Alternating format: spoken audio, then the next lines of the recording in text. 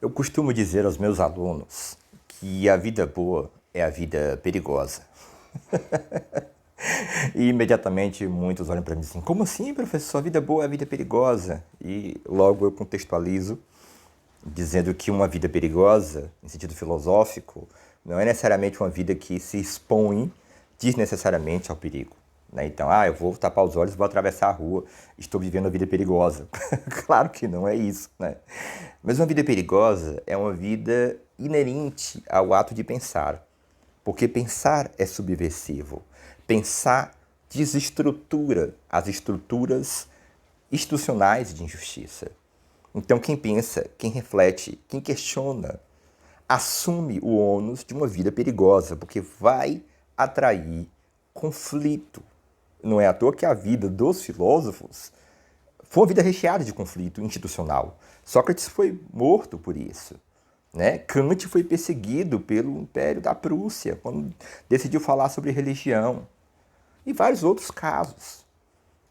Só que aí que tá, quando você assume existencialmente esse perigo, você transforma esse medo em ação política.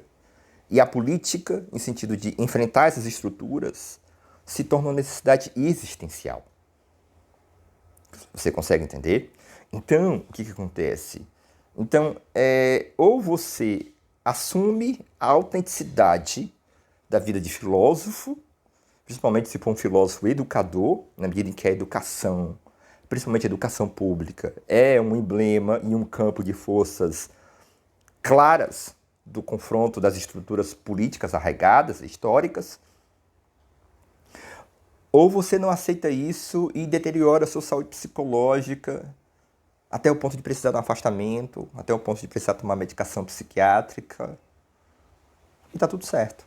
Ninguém é obrigado a ser coerente com os pressupostos e os horizontes que se assumem.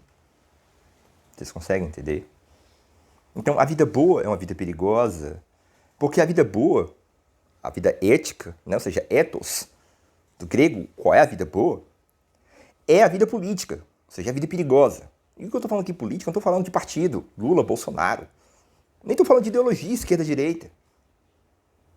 Eu estou falando da vida que enfrenta estruturas opressivas. Essa vida de enfrentamento a estruturas opressivas é também uma vida mágica, mística e iniciática. Porque você está conjurando espíritos que são forças históricas, coloniais, estruturais, históricas, que se personificam nas estruturas de poder. No meu caso, como professor, às vezes em um aluno, em um professor, em um diretor, em uma diretora, em uma superintendente, em um secretário, em uma decisão administrativa. Então, assumir esse horizonte educacional como horizonte iminentemente político não é uma escolha. Não é uma escolha. A questão não é se ele pode ser ou não. A questão é que ou se tem consciência ou não, ou se assume esse projeto na sua radicalidade ou não. Então, se a vida do filósofo é uma vida perigosa porque ele questiona estruturas de poder, a vida do filósofo educador é duplamente perigosa, porque a educação é propriamente um campo de batalha neste sentido. Mas quem disse que a vida perigosa é uma vida ruim? Ela confere densidade existencial, ela confere corpo à existência, ela enobrece nossa biografia. Né? Como dizia o mago cristão Eliphas Levi, né? Eliphas Levi, a coragem é o prenúncio da imortalidade. Quando você tem coragem de enfrentar essas estruturas, você está agindo como um iniciado esotérico.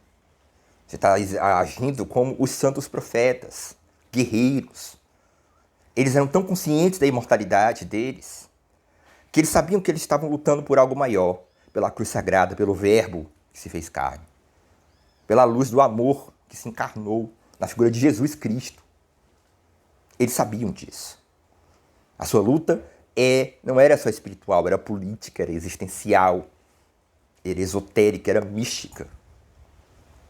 Um mago novalisiano, um idealista mago, ele enfrenta as estruturas como que se estivessem conjurando espíritos, potestades negativas no seu círculo mágico, que é a sua documentação, que é os seus vídeos do YouTube, que é os seus questionamentos públicos, que é a sua coragem de enfrentar determinadas estruturas, que é a documentação registrada dos processos administrativos. É gravar, é filmar, é documentar, é escrever, é publicar vídeos, é organizar-se. É como eu costumo dizer, o mais difícil de uma luta política não é vencer, é se organizar. A vitória é só uma consequência da organização. O grande problema político é a organização. É reunir as pessoas em prol do bem comum. Em prol daquilo que é o bem comum. É claro que essa discussão do que é o bem comum é complexa. Nem todo mundo entende o que é o bem comum da mesma maneira. Mas há algumas coisas que são inquestionáveis. Como, por exemplo, a dignidade dos estudantes de escola pública, a dignidade do profissional da educação. Isso é inquestionável, porque isso é humano, é a ética mais básica, é a estrutura mais básica da consciência ética humana. É a vida perigosa, é uma vida boa, é uma vida que vale a pena ser vivida. Perigosa nesses termos que eu estou dizendo. O perigo do enfrentamento político contra estruturas de opressão. Mas um enfrentamento estratégico, lúcido, firme, e místico e mágico para quem é dessa seara.